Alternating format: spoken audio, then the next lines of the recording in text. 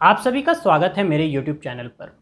अभी तक हमने जितने भी OCD के टाइप्स देखे हैं उसमें से ये सबसे ज़्यादा इम्पॉर्टेंट है और सबसे ज़्यादा डीप है।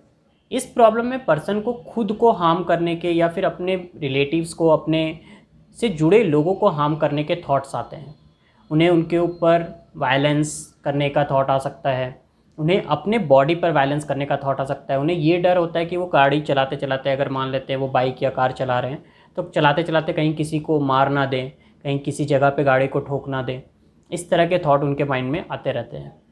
उनके दिमाग में सेक्सुअल थॉट्स भी आते हैं कि कहीं वो सेक्सुअली कोई किसी के साथ कुछ गलत ना कर दे, किसी पर्सन के साथ या फिर किसी इमेज के साथ, या फिर कोई भी ऐसे सेक्सुअल थॉट जो सोसाइटी के नज़र में गलत हैं, कुछ ऐसे वो ना कर दें। उन्हें अपने रिलीजन से अलग भी कुछ कुछ थॉट्स आते रहते हैं। मान लेते हैं वो अपने धर्म में कुछ चीज़ें उन्होंने देखा, कुछ रिचुअल परफॉर्म होते हुए, तो उसके अगेंस्ट में उनके माइंड में कुछ थॉट आते रहता है और फिर बार बार वो अपने आप को जज करते रहते हैं कि क्या जो मैं सोच रहा हूँ ये सही है या गलत है, मुझे क्यों ऐसे थॉट्स आ रहे हैं, मैं क्यों अपने समाज से गलत सोच रहा हूँ, मैं अपने धर्म के अगेंस्ट में सोच रहा हूँ। इस तरह के थॉट्स उनके दिमाग में आने लगते हैं। इन सब चीज़ों की वजह से वो बार बार अपने आप को रीएश्योर करते हैं, बार बार लोगों से पूछते हैं कि कहीं मैंने तुम्हारे साथ कुछ गलत तो नहीं किया, मैंने तुम्हें कहीं कुछ गलत तो नहीं बोल दिया। क्योंकि वो खुद में ही कॉन्फिडेंट नहीं होते कि मैंने जो बोला है, जो मैं मुंह से बोल रहा हूँ या फिर मैं जो एक्शंस कर रहा हूँ वो सही है या गलत है। वो बार बार अपने आप को जज करते रहते हैं और दूसरों से एश्योर होते रहते हैं। इसको न्यूट्रल करने के लिए वो किसी तरह का मंत्र वगैरह या फिर कुछ अंदर ही अंदर कुछ वर्ड्स को बोलते रहेंगे, या फिर प्रेइंग करने लग जाएंगे, या फिर कुछ ऐसी चीज़ें हाथों में पहनने लग जाएंगे, बांधने लग जाएंगे उन चीज़ों से बचने के लिए। या फिर एक और चीज़ इनके अंदर आ सकता है कि वो चीज़ों को अवॉइड करने लगेंगे, उस जगह को अवॉइड करने लगेंगे जहाँ पर ये चीज़ें उनके अंदर ट्रिगर हो जाती है। तो आज हम इसी प्रॉब्लम के रूट कॉज में जाएंगे कि ऐसा क्यों होता है। इसे भागना, इसे डर करके उसे छोड़ देना, ये इसका सॉल्यूशन नहीं हो सकता है। अगर हम वहाँ से एस्केप कर ले तो कब तक हम एस्केप करेंगे। मान लेते हैं किसी पर्सन को देखकर हमारे अंदर कुछ थॉट आते हैं, उसकी वजह से हमारे थॉट ट्रिगर हो जाते हैं, तो वहाँ से भागना, उसे एस्केप करना, ये सॉल्यूशन नहीं है। अगर आप उसे एस्केप करके आज चले जाते हैं, अगर मान लेते हैं वो घर के ही आपके कोई मेंबर है, आपकी वाइफ है या आपका हस्बैंड है, तो आप कब तक उसे अवॉइड कर सकते हैं, कहाँ जा सकते हैं आप, रहना तो उनके साथ ही है। तो इस प्रॉब्लम को आपको फेस करना होगा। अब हम इस बात की जड़ में जाते हैं कि ऐसा क्यों होता है। हम सब किसी भी सिचुएशन के एक फेज़ को देखकर अपना स्टैंड ले लेते हैं। हमने, जैसे ये हाथ है, हमने इसे इस तरफ से देखा और हमने एक स्टैंड ले लिया कि ये वाइट है। हमने इसके दूसरे साइड को ही नहीं देखा कि ये ब्लैक भी है। तो कोई भी चीज़ ब्लैक और वाइट नहीं होती है, ब्लैक एंड वाइट होती है। इन दोनों में बहुत अंतर है। ब्लैक एंड वाइट का मतलब होता है कि उसमें अच्छाइयाँ भी होती हैं, बुराइयाँ भी होती हैं। कोई भी चीज़ ऐसा नहीं होता कि वो प्रॉपरली ब्लैक ही है, उसमें वाइट का भी गुण है, बट वो परसेंटेज कम ज़्यादा हो सकता है। तो कोई भी चीज़ में अच्छाइयाँ भी हैं, बुराइयाँ भी हैं, दोनों के मिक्सचर से कोई भी चीज़ बनती है। मगर हम एक ही चीज़ को पकड़ लेते हैं। अगर हमने अच्छाई देख ली तो हमें उसके हर चीज़ें अच्छी अच्छी लगने लग जाती हैं, और अगर हमने बुराई देख ली तो हमें उसकी हर चीज़ें बुरी दिखने लग जाती हैं। यही हमारे प्रॉब्लम का कारण है, यही हमारे प्रॉब्लम का रूट है। इसे रियल एग्जाम्पल से समझते हैं। जब आप किसी भी रिलीजन को फॉलो करते हैं तो आप उसे बहुत डीपली उस कॉन्सेप्ट को पकड़ के रखते हैं। आपको लगता है कि वही सब कुछ है, उसके अलावा आप कुछ सुनना, सोचना, समझना ही नहीं चाहते।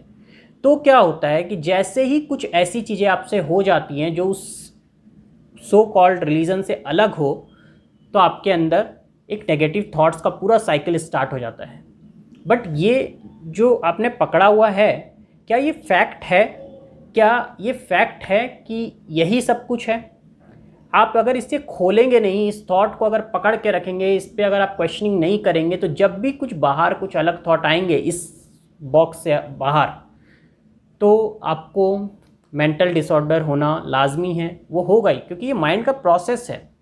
माइंड बंद होकर काम नहीं कर सकता, माइंड को खुलापन चाहिए, माइंड को सोचने की आज़ादी चाहिए। और आपके लिए ये अच्छी बात है कि आपकी माइंड में ये हो रहा है, आपका माइंड खुला सोच पा रहा है, खुल करके सोच पा रहा है, बट आप उसे बार बार खींच करके एक दायरे में लाने की कोशिश कर रहे हैं, सोसाइटी के नॉर्म्स के दायरे में। वो फंस नहीं सकता उस सोसाइटी के नॉर्म्स के दायरे में। सोसाइटी के नॉर्म्स जो है वो बहुत नैरो हैं, बहुत छोटी सोच है। उस छोटी सोच में आप उसे ढालने की कोशिश कर रहे हैं, एक इन्फिनिटी जो अनंत है उसे आप उसका अंत करना चाह रहे हैं, उसे उस ढांचे में डालना चाह रहे हैं, वो नहीं हो सकता। अगर आप ऐसा करने की कोशिश करेंगे तो वो मेंटल डिसऑर्डर्स में ही बदलेगा। तो आप इसके लिए कर क्या सकते हैं, अपने हर एक बिलीव को, अपने हर एक थॉट को क्वेश्चन करिए। जो भी चीज़ आप मानते हैं उसको क्वेश्चन करिए। एक छोटी सी एग्जांपल से मैं स्टार्ट करता हूँ ताकि आपको थोड़ा सा क्लियर हो कॉन्सेप्ट। मान लेते हैं आपको नाखून काटने का एक स्पेसिफिक डेट बताया गया हो, या फिर बताया गया हो कि इस दिन नहीं काटे जाते नाखून। आप क्वेश्चन करिए, उनसे भी क्वेश्चन करिए, और लोगों से जहाँ से भी आप पूछ सकते हैं। अगर वो नहीं बताते हैं तो आप सोशल मीडिया पे करिए, या खुद से ही पूछिए कि ऐसा क्यों, इस दिन नाखून काटने से क्या हो जाएगा। अगर आप ब्लाइंडली उसे फॉलो करते रहेंगे तो वो मेंटल डिसऑर्डर बनने ही है। जैसे ही आप देखेंगे कि आपका बच्चा किसी और दिन नाखून काट रहा है तो आपके दिमाग में अलग अलग थॉट आएंगे ही, ये आने ही हैं। माइंड ऐसे ही काम करेगा क्योंकि आपने फाइल अंदर गलत इंस्टॉल किया हुआ है। आपने ये डाला हुआ है कि मान लेते हैं मैं एक डे पकड़ता हूँ, मंगलवार को नाखून नहीं काटते, तो अगर वो बच्चा जैसे ही मंगलवार को नाखून काटेगा आपके दिमाग में ये थॉट आना ही है कि ये गलत हो रहा है, क्योंकि आपने ये सोचा हुआ है। आपको ये क्वेश्चन पूछना होगा, क्या मंगलवार को नाखून काटने से सच में कुछ गलत होता है? क्या इसके पीछे रीज़न क्या है? ये शनिवार, मंगलवार, सोमवार जो भी है, ये किसने बनाया? ये हमारे ही तो थॉट हैं। हमने ही तो डे को ऐसे डिवाइड किया है ताकि ये कैलकुलेट करने में आसानी हो। अब हम इससे ही परेशान हो रहे हैं।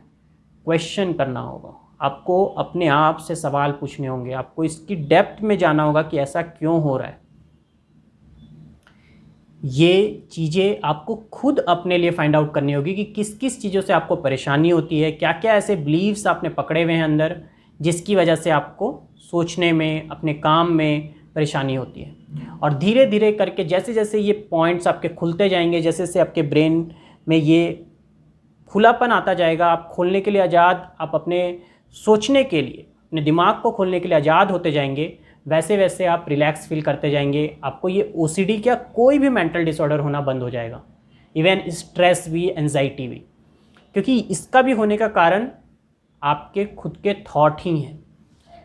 तो आज की वीडियो में बस इतना ही। हम नेक्स्ट वीडियो में फिर ओसीडी के किसी और टाइप के साथ मिलेंगे। Thank you.